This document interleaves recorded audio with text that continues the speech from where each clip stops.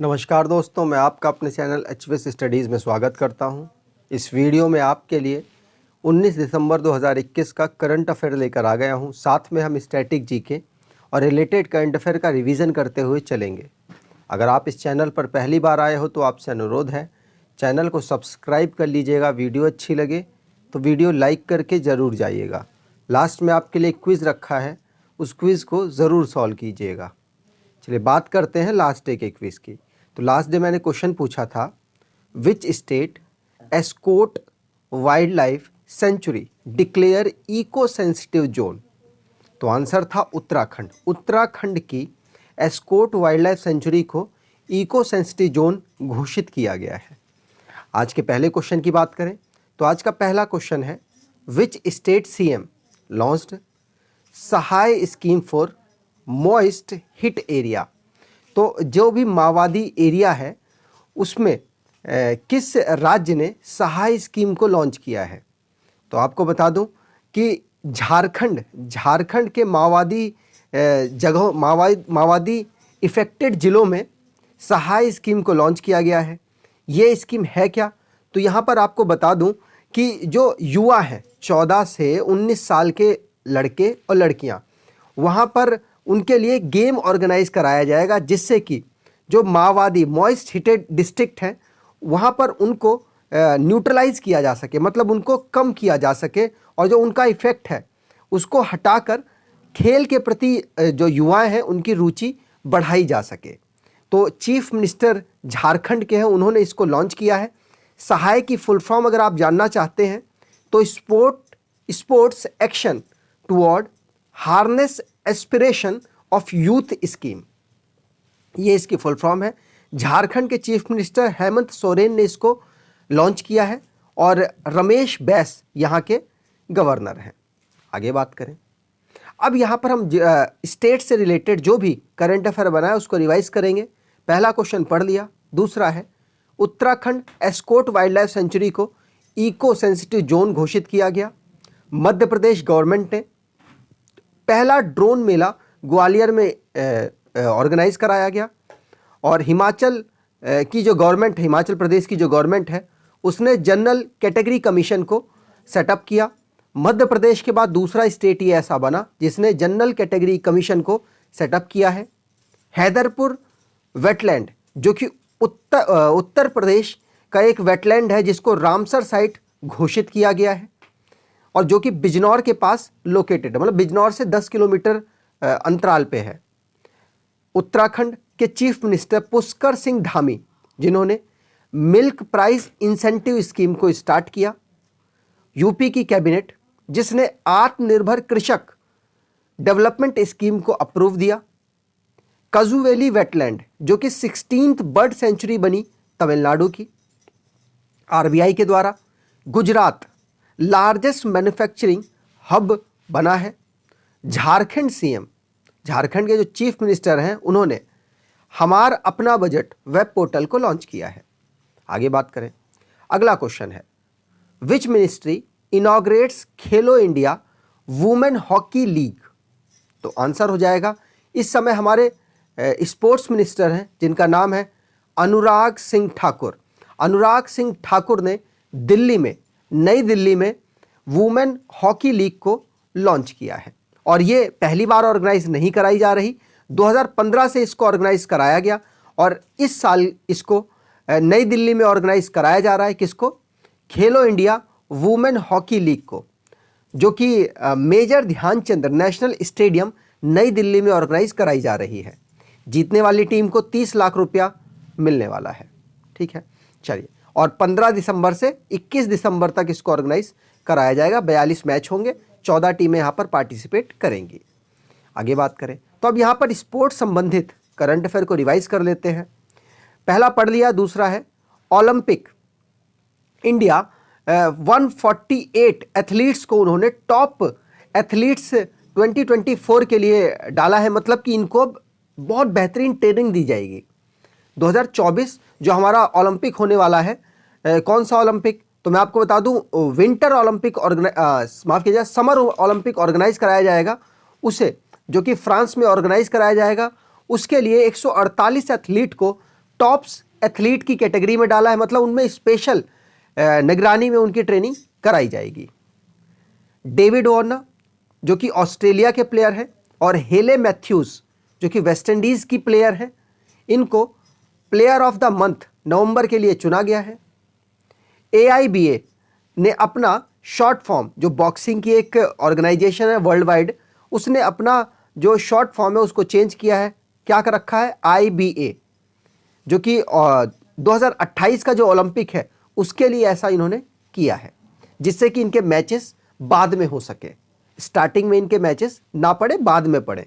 Alphabet के according matches होते हैं, तो बाद में आई है, आई बाद में आता है, तो बाद में इनके मैचेस पड़ेंगे 2028 का जो ओलंपिक होने वाला है उसमें। अगला है, इंडिया 6 मेडल जीत कर लाया है एशियन रोइंग चैंपियनशिप में। मैक्स वर्स्टप्पन अबू धाबी की जो ग्रैंड पिक्स है, कारों की रेस है, उसको जीत चुके हैं और 22वें नंबर की इस साल की ये रेस थी, जो कि लास्ट रेस थी। नॉर्वे के मैग्नस कार्लसन है जिन्होंने वर्ल्ड चेस चैंपियनशिप को जीता है। इंडिया 41 मेडल जीत कर लाया है एशियन यूथ पैरा गेम्स में, जो कि बहरीन में ऑर्गेनाइज कराए गए।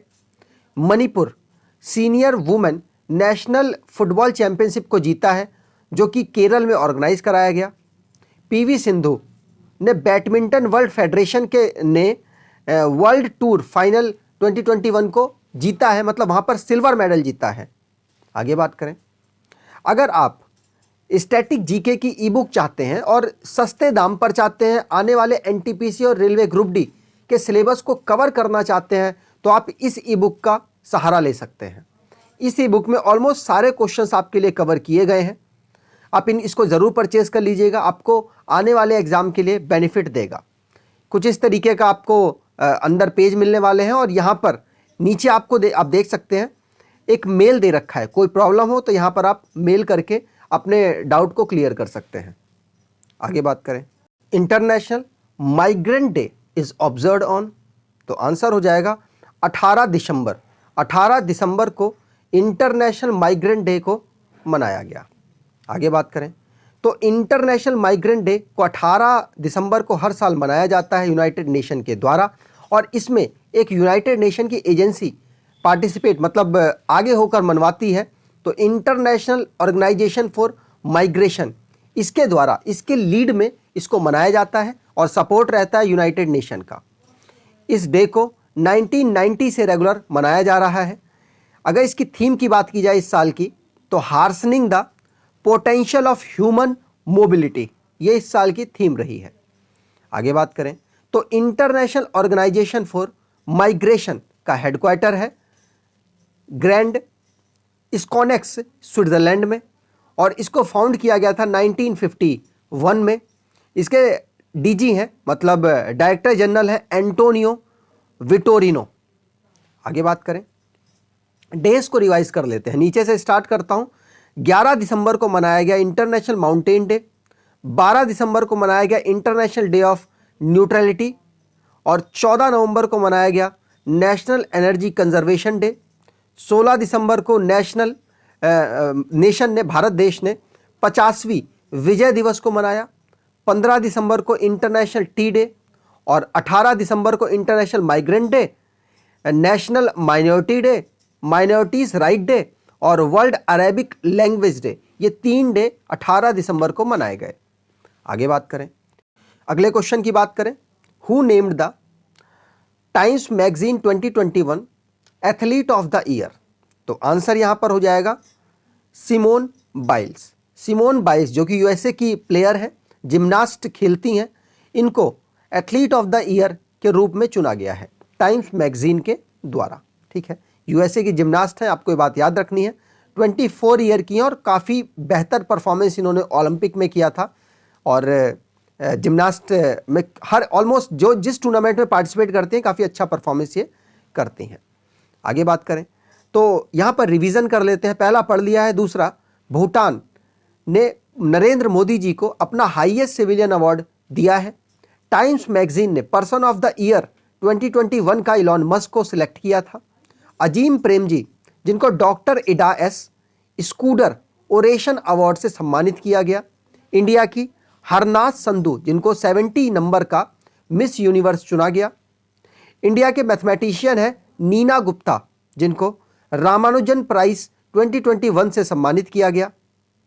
रूपेश गोयल, जिनको यूथ जियोस्पेशियल साइंटिस्ट अवार्ड से सम्मानित किया गया, आईआईटी कानपुर में ये साइंटिस्ट हैं। नीलमणि फूकन जूनियर और दामोदर मोजो, जिनको ज्ञानपीठ अवार्ड इस साल दिया गया, 57th ये थे और 56 ये थे। आगे बात करते हैं। अगला क्वेश्चन है गूगल ट्रेंड्स। गूगल में ट्रेंड्स किए तो उन्होंने आज इस बार लिस्ट निकाली है। तो 2021 के क्या क्या ट्रेंड्स रहे उसके बारे में जानते हैं, एग्जाम में पूछा जा सकता है। तो व्हाट वाज ट्रेंडिंग इन 2021, अलग अलग कैटेगरीज हैं, सारी कैटेगरीज की बात करेंगे, लेकिन क्वेश्चन में पूछा गया ग्लोबल ओवरऑल में कौन ट्रेंडिंग में रहा गूगल में। तो आंसर यहां पर हो जाएगा Australia versus India. Australia versus India को गूगल में बहुत सर्च किया गया, इसलिए यह ट्रेंडिंग में रहा। यहां पर सारी लिस्ट देख लेते हैं। ग्लोबल, अगर गूगल में सर्च की बात की जाए तो ग्लोबली ओवरऑल देखा जाए तो ऑस्ट्रेलिया वर्सेस इंडिया टॉप पर रहा। इंडिया में ओवरऑल देखा जाए तो इंडियन प्रीमियर लीग टॉप पर रहा। और अगर बात की जाए इंडिया की, तो इंडिया में गूगल में जो न्यू इवेंट्स हुए हैं उनमें कौन टॉप पर रहा, तो टोक्यो ओलंपिक, आपको पता होगा भारत का बहुत बेहतरीन परफॉर्मेंस रहा टोक्यो ओलंपिक में, तो वो बहुत ज़्यादा चर्चित रहा। भारत, अगर बात की जाए भारत में पर्सनैलिटी, ऐसे कौन से पर्सन है जो टॉप पे रहे, टॉप सर्च उनको किया गया, तो आंसर हो जाएगा नीरज चोपड़ा। नीरज चोपड़ा आपको पता होगा क्योंकि भारत के लिए सेकंड पर्सन बने हैं जो इंडिविजुअल गोल्ड मेडल लेकर आए हैं, इसलिए काफ़ी ज़्यादा सर्चेबल रहे।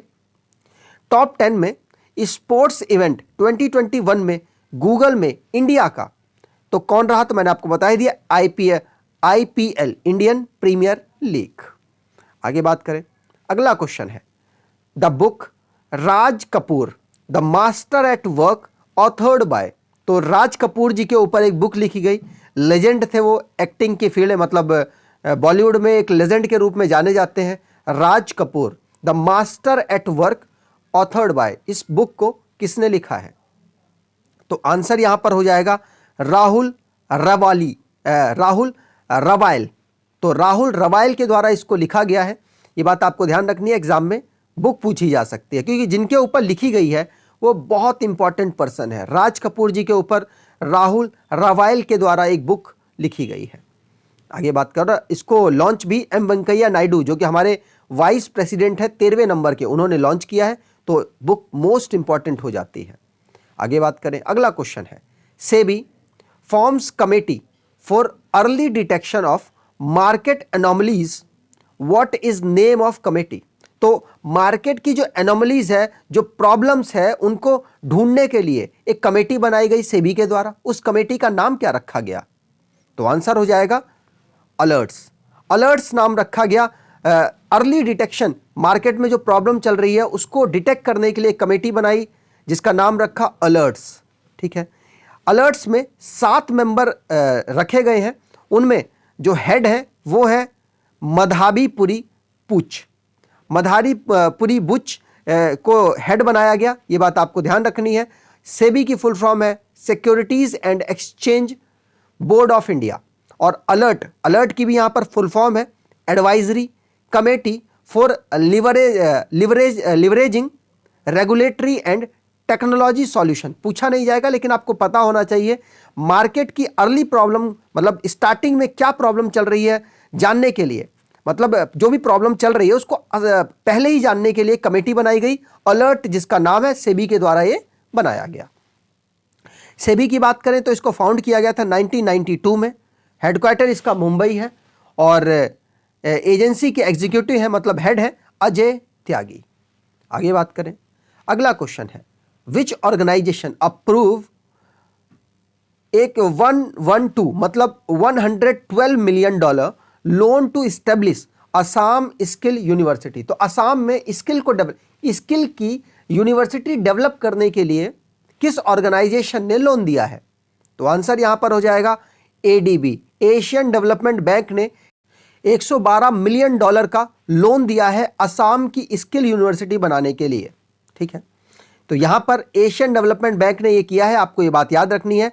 और 112 मिलियन डॉलर का लोन दिया गया है असम की स्किल यूनिवर्सिटी बनाने के लिए। एग्जाम में पूछा जा सकता है, आपको याद रखना है। अगला है who honoured with sports journalist federation of India medal 2021। तो इस sports journalist federation of India medal 2021 किसको दिया गया है? तो आंसर हो जाएगा सुनील गावस्कर। लिटिल मास्टर इनको कहा जाता था। आप सचिन तेंदुलकर जी को भी जानते होंगे, उनको मास्टर ब्लास्टर कहा जाता था, इनको लिटिल मास्टर कहा जाता था। आपको ये बात याद रखनी है। ए ऑप्शन यहां पर सही हो जाएगा। जो SJFI है, मतलब sports journalist federation of India, ये अलग अलग कैटेगरी में अवार्ड दे रही है। तो इसने इस साल गुवाहाटी असम में अवार्ड डिस्ट्रीब्यूट किए और पहला अवार्ड इन्होंने डिस्ट्रीब्यूट किया था 1976 में ईडन गार्डन कलकत्ता में। तो इस साल सुनील गावस्कर जी को इन्होंने अवार्ड दिया है, ये बात आपको ध्यान रखनी है। और कौन कौन से अवार्ड दिए यहां पर जानते हैं। तो sportsman of the year Neeraj Chopra, जो कि जेवलिन थ्रोअर है, आपको पता होगा ओलंपिक में भारत के लिए गोल्ड मेडल लेकर आए हैं। Sportsman of the year 2021 sports women, उस स्पोर्ट्स मैन में तो दिया गया नीरज चोपड़ा को, स्पोर्ट्स वुमेन में दिया गया मीराबाई चानू को, जो कि भारत के लिए टोक्यो ओलंपिक में पहली मेडलिस्ट थी। सिल्वर मेडल इन्होंने पहला जितवाया था। आपको ये बात याद रखनी है। वेट लिफ्टिंग करती हैं, मणिपुर से बिलोंग करती हैं। Team of the year Indians man hockey team को दिया गया, क्योंकि 41 साल बाद कोई भी मेडल भारत के लिए ओलंपिक में जिताकर लाई है। Para athlete of the year, मतलब जो पैरा एथलीट्स हैं उनमें मेंस में किसको दिया गया? प्रमोद भगत को, जो कि बिहार में पैदा हुए थे, रह रहे हैं उड़ीसा में, बैडमिंटन खेलते हैं, पैरा ओलंपिक में भारत के लिए ये जिता कर लाए हैं गोल्ड। और सुमित अंथिल, जो कि जेवलिन खेलते हैं और बिलोंग करते हैं हरियाणा से, और भारत के लिए ये भी गोल्ड मेडल जिता कर लाए हैं। Parathletic of the year women category में दिया गया अवनी लेखारा को। भारत को 2 मेडल, एक गोल्ड और एक ब्रॉन्ज शूटिंग में जिता कर लाई है, और ये ऐसी पहली महिला बनी है जो कि गोल्ड 2 मेडल जिता कर लाई है पैरालंपिक में। और दूसरी बात कि कोई भी ऐसी महिला बनी जो गोल्ड मेडल जीत कर लाई है। तो अवनी लेखारा इंपॉर्टेंट है, जयपुर से बिलोंग करती हैं और शूटिंग करती हैं, ये तो लिखा हुआ है यहाँ पर। स्पेशल रिकॉग्नाइजेशन अवार्ड दिया गया ओलंपिक गोल्ड क्वेस्ट को। ठीक है, चलिए आगे बात करें आज के क्विज की। तो आज का क्विज है, recently UNESCO recognise which thing as intangible culture heritage. तो आपको आंसर डिटेल में कमेंट बॉक्स में देना है। अगर आपको वीडियो अच्छी लगी है तो आपसे अनुरोध है वीडियो को लाइक कर दीजिएगा, चैनल को सब्सक्राइब कर लीजिएगा और एटलीस्ट अपने कुछ दोस्तों तक ज़रूर शेयर कीजिएगा। धन्यवाद।